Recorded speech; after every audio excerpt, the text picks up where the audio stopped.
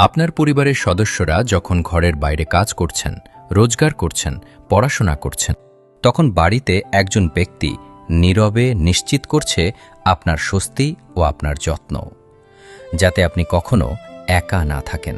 বাংলাদেশের ৩৮ থেকে ৩৯% নারী কর্মক্ষেত্রে সক্রিয়। দেশের উন্নয়নে তাদের অবদান আমরা গর্বের সাথে স্বীকার করি।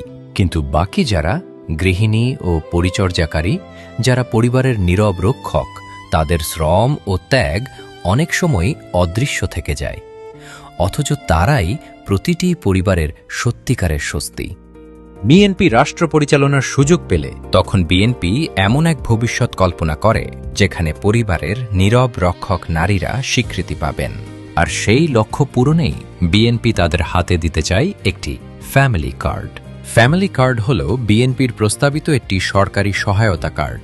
ফ্যামিলি কার্ড একটি নিশ্চয়তা।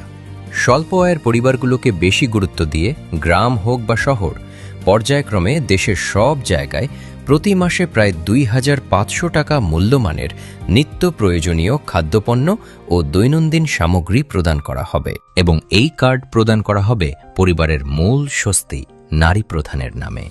কারণ বিএনপি বিশ্বাস করে যে দেশ পরিবারের নীরব রক্ষক নারীদের স্বীকৃতি দিতে পারে, সেই দেশের প্রতিটি শিশু, প্রতিটি শ্রমজীবী ব্যক্তি, প্রতিটি স্বপ্ন এগিয়ে যায় একটি উন্নত বাংলাদেশের দিকে।